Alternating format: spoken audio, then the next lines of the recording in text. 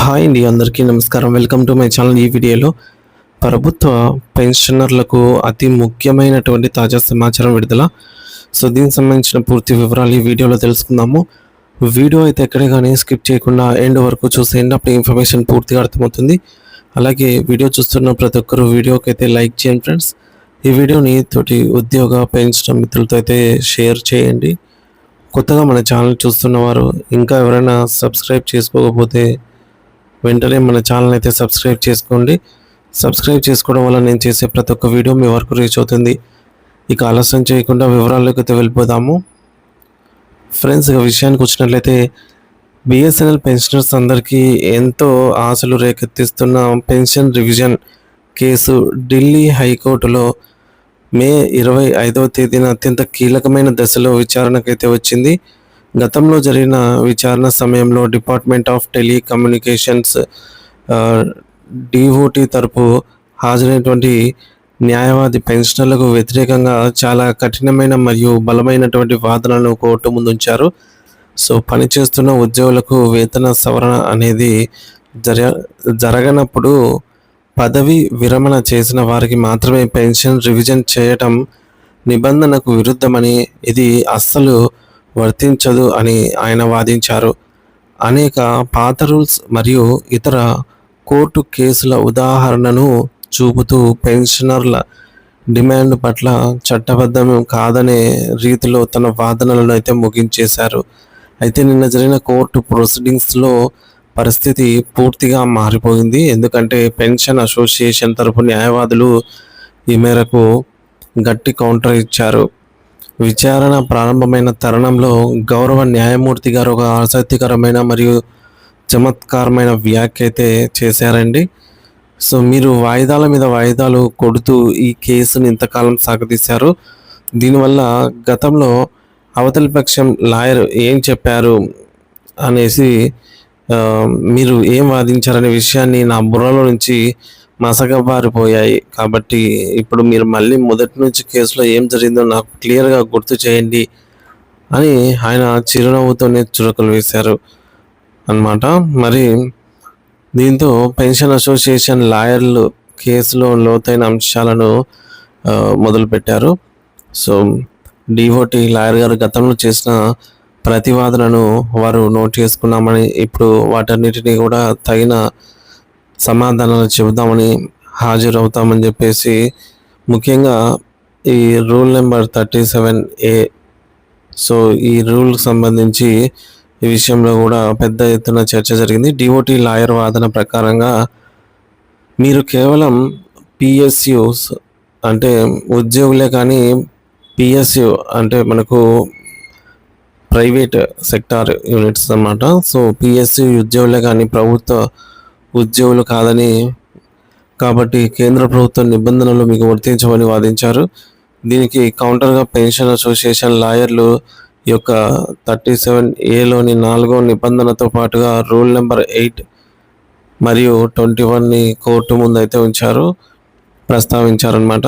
మరి ఈ యొక్క రూల్ ప్రకారంగా కేంద్ర ప్రభుత్వ పెన్షనర్లకు ఏవైతే నిబంధనలు అయితే వర్తిస్తాయో, సౌకర్యాలు వర్తిస్తాయో అవే బిఎస్ఎన్ఎల్ పెన్షనర్లకు కూడా వర్తించాలని స్పష్టంగా ఉందని అయితే వారు నిరూపించారు. అలాగే వీరికి ఐడియా వర్తిస్తుందని ప్రభుత్వం గతంలోనే అంగీకరించిందని గుర్తు చేశారు. 6వ మరియు 7వ వేతన సంఘాల అమలు సమయంలో డిసిఆర్జీ లీవ్ ఎన్కాష్మెంట్ వంటి ప్రయోజనాలను ఐడిఏ ప్రాతిపదికన ఇచ్చినప్పుడు ఇప్పుడు పెన్షన్ రివిజన్ దగ్గరకు వచ్చేసరికి కొత్త రూల్స్ ఎందుకు మారుస్తున్నారని అయితే ప్రశ్నించారు. బిఎస్ఎన్ఎల్ సంస్థ ప్రైవేటీకరణ దిశగా వెళ్తూ ఉన్న లేదా ఆర్థిక నష్టాల్లో ఉన్న పెన్షనర్లకు పెన్షన్ పెంచాల్సిన పూర్తి బాధ్యత కేంద్ర ప్రభుత్వం అనేది అని రూల్ నెంబర్ 37Aలోని స్పష్టమైన హామీ ఉందని వారు వాదించారు. ఇక 7వ వేతన సంఘం సిఫార్సుల ప్రకారం కేంద్ర ప్రభుత్వ పెన్షనర్లకు ఇచ్చినటువంటి 2016, 2017 నాటి ఉత్తర్వులు కూడా వారు కోర్టుకు చూపించారు. ముఖ్యంగా 2017 మే 12వ తేదీ నాటి ఉత్తర్వులలో ఎక్కడైనా అనామలీ తలెత్తిందో నోషనల్ పే ఫిక్సేషన్ పద్ధతిలో పెన్షన్ రివిజన్ చేయవచ్చని ప్రభుత్వం పేర్కొంది. మరి ఇదే పద్ధతిని బిఎస్ఎన్ఎల్ పెన్షనర్లకు ఎందుకు వర్తింపచేయడం లేదని నిలదీశారు. బిఎస్ఎన్ఎల్ నష్టాలతో పెన్షనర్లకు సంబంధం లేదని, వారికి రావాల్సిన హక్కులను నోషనల్ పద్ధతిలోనైనా ఇవ్వాలని డిమాండ్ చేశారు. పెన్షన్ అసోసియేషన్ తరపున మరో సీనియర్ లాయర్ సంజయ్ ఘోష్ ఈయన మాట్లాడుతూ, ప్రభుత్వం 2.57 ఫిట్మెంట్ ఇస్తుందా లేక 2.51 ఫిట్మెంట్ ఇస్తుందా అనేది ముఖ్యం కాదని, ఏదో ఒక ఫిట్మెంట్ను ఖరారు చేసి పెన్షన్ రివిజన్ ప్రక్రియను వెంటనే పూర్తి చేయాలని చెప్పేసి కోరారు.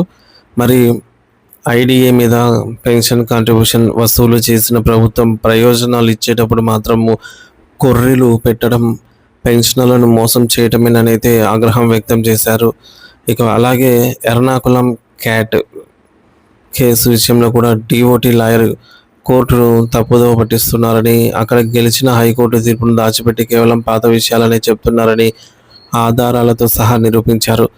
ఇక ఉన్నత న్యాయస్థానాల తీర్పులను గౌరవించకుండా కింది కోర్టుల ఆర్డర్లను రెఫరెన్స్గా చూపడం సరికాదని హితవు పలికారు. చివరగా గౌరవ జడ్జి గారి వాదన అన్నీ విన్న తర్వాత దీనిపై ప్రభుత్వం వైపు నుండి ఏమైనా సమాధానం ఉందా అని అడిగారు. అప్పుడు డిఓటి లాయర్ గారు అందుబాటులో లేకపోవడంతో ఆయన జూనియర్ లాయర్ కేసు వాయిదా వేయమని కోరారు.